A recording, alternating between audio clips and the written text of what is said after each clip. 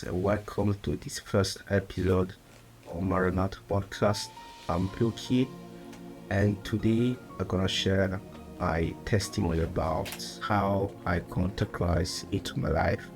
Obviously, it's a particular moment for me because I never thought that one day I wouldn't be here. I think that everything that the Lord does for us is great, and is powerful, is amazing, and today I just want to share what He did for me because some of you guys maybe don't know.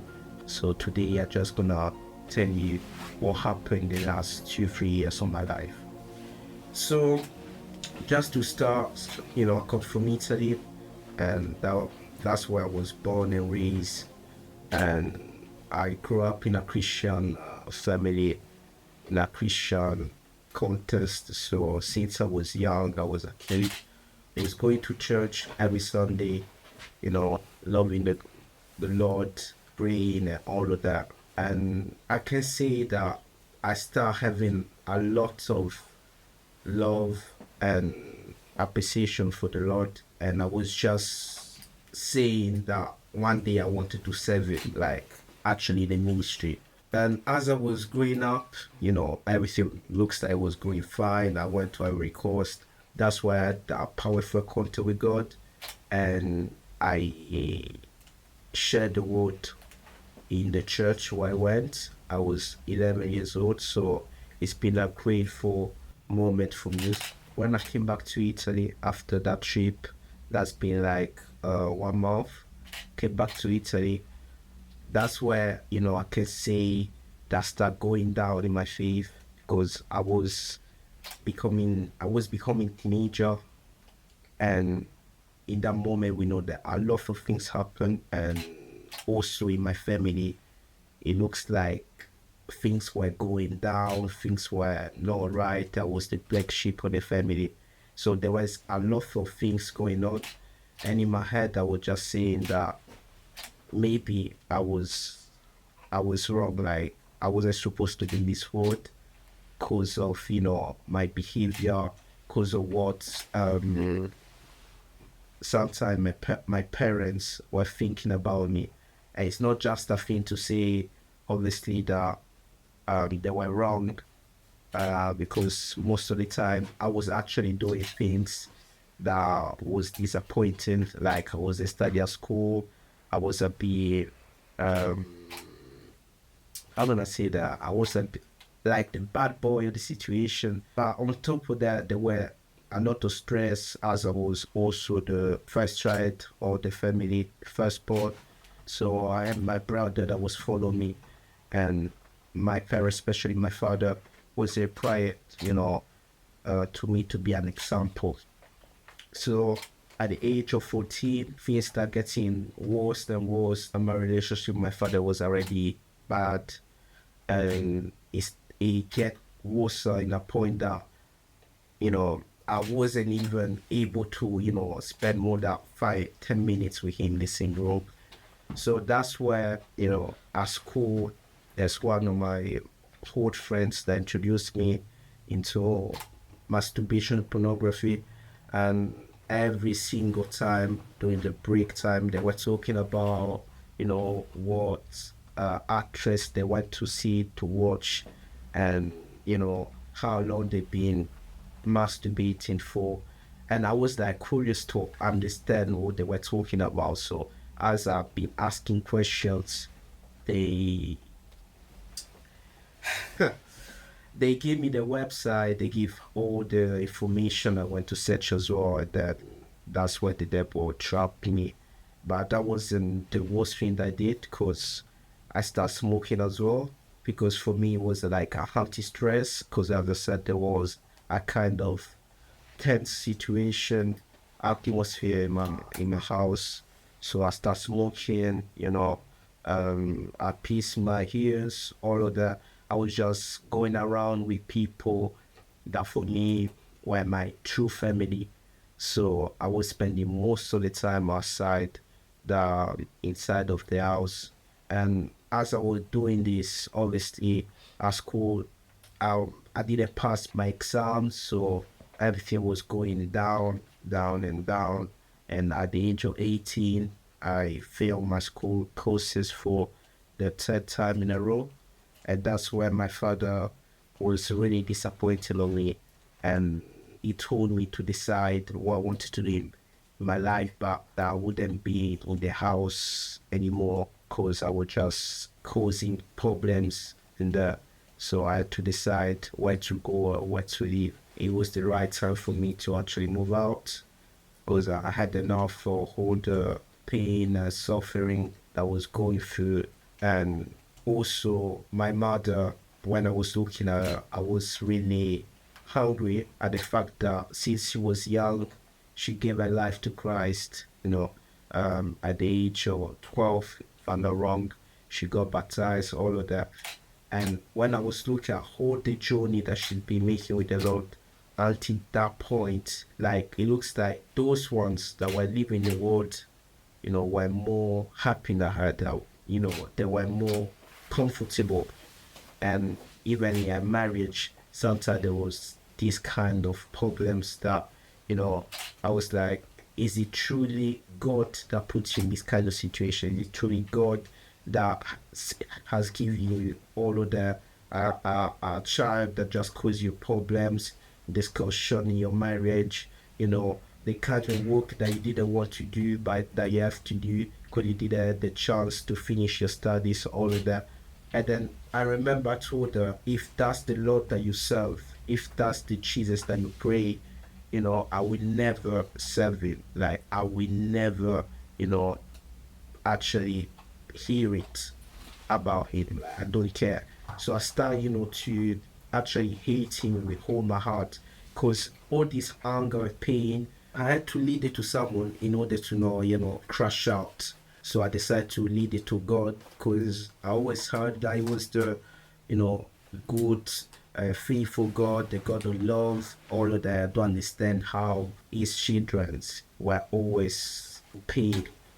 So as obviously I did that, I said that to my mother. I remember my mother just looked at me that day. She didn't say anything because she always was searching to find ways to convince me to come back to God. But that day, I remember she just raised her voice to God, and she said to God, it's not to me that he has addressed those words, but it's directed to you, to you do what you gotta do, God. I just look at her and I start laughing, like obviously saying that I don't know even who you're talking to. So as this happened and came into the ultimatum, I didn't know what to do because also all those friends that was counting on to, find a solution, looks like all of them, they could give me a kind of solution, but that was just temporary. It was just maybe a 1 week situation where they could, invite me to their house. After that, I had to find something else. So I was very, very frustrated. I didn't know what to do. And in that moment, the only thought that came into my mind was to end up my life. And there's one brother, remember, that I met in a Christian campus that didn't know everything about me. He just knew a couple of things that I decided to share with him. Then, called me because on that day I posted a story where I was saying that I wanted to do something to myself.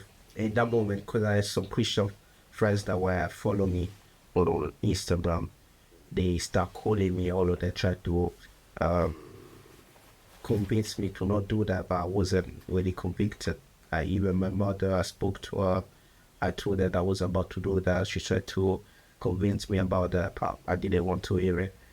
So there's this brother that was the last one during that day that called me, and he started telling me obviously that he heard that I wanted to do something stupid, and he asked me if there was only any other solution, all of that, but I told him that no, that was the only solution that I had to take because I was tired. And he said, all right, I'm not gonna try to deceive you because at the end of the day, if you decide to do that, that's it, that it will really think about it. You took your decision, it's fine. But there's only one thing that I'm gonna tell you. how comes that, you know, you don't have that kind of beauty, you don't have that kind of high of whatever, but there's always people around you. There's always a lot of people that just genuinely love you. They always to be part of your life. And as he asked me this question, I was like, personally, I don't know. It's a question that I always ask myself, but even other people, those people that were around me, I remember something that were asking me, how is it possible you always got a lot of people around you that loves you, that, you know, want to be your friends? And I said, I don't know. I just don't know. He told me, I think that this is a sign that God wants to use you for the youth. God wants to use you to bring people to Him. So if you don't believe what I'm telling you, just stay alive and see what's going to happen next. So as we finish the conversation, that's the only thing that, you know, keep my life. You know, that's the only thing that convicts me that night to not actually do what the enemy wanted me to do. So I wanted to be alive to see if that was actually the plan of God for my life. So as obviously I decided to do that, God touched someone's heart that is a pastor here, and he was very close to my family as well, to come to pick me up from Italy and bring me to England. So as I arrived to England, I didn't know the language. I didn't know even the lifestyle. I didn't know anything. I just had, you know, a choice to make, and this choice was to, you know, go live in the streets and become a gangster or whatever, go to rob people, to, you know, steal their money and live from it, or selling drugs. Or the other choice was to, you know, give a chance to this man that God touched, you know, to come to, you know, rescue me from the area, the context where I was, to, you know, give me another possibility, basically. So as I arrived, disastrous. It was horrible, because I didn't know the language, so even communication, it was very bad. Everything was bad. On top of that, the weather as well. England is always black 24/7, so I didn't like that. But yeah, I just decided to breathe in and breathe out, keep pushing. But even when I arrived, you know, I was still obviously living in my lifestyle. So, you know, I was, let's say that after what happened, I was a bit more chill with God, but it's not that all our problems were resolved. So I would just keep smoking, doing my things. But the thing is, in my room, because I had a room that, you know, my mother was rented for me, so she had to pay a house in Italy. She was rented the house where I was living also in England, and it's something that I really appreciate. And I pray that the Lord bless her and, you know, give her long lives to see the success of our son, because this is really my prayer. So as I was living in my house, in apartment, I had like more time to think about everything that happened, and it is that moment that the Lord decided to start taking, you know, bit by bit, you know, everything that was literally hiding in my heart. So hold the pain, hold the hunger, hold the hate, hold the, you know, lost everything. So I've been spending nights and nights and nights just crying. Sometimes I didn't even have any conversation with God. It was just all about crying. And every time I was crying, I was feeling like something was coming out for me. And that moment, that little by little, I started, you know, to get closer to God. So as all of that happened, you know, I start praying a bit more often, because also all those people that I thought that they were meant to be in my life forever, that were my friends, all of them disappeared when I arrived to England. So I realized that obviously they were just there, obviously, for the hype, for the fact that people know me in my see to or the fact that I was flirting, but for the rest, they didn't want to have anything to do with me. They even all the things that I find out that obviously I just let it slide because I didn't want to have hunger or hate for no one. So yeah, that's another thing.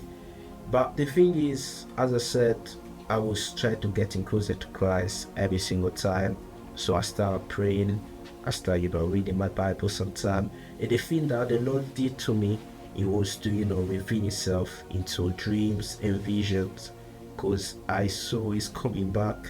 I saw that He was like trying to actually have a connection with me, a relationship with me.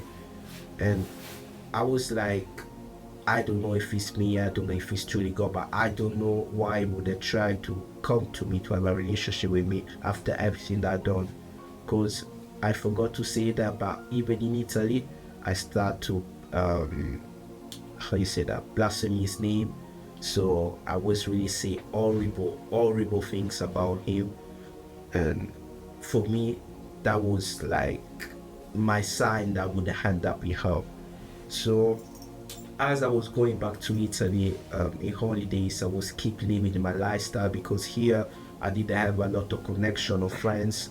So I would just, going to school, learning English from September to June, and then after June, booking my ticket to go back to Italy, meet the friends, those 2-3 friends that were there, going to nightclubs, I tried to catch up the time that I missed.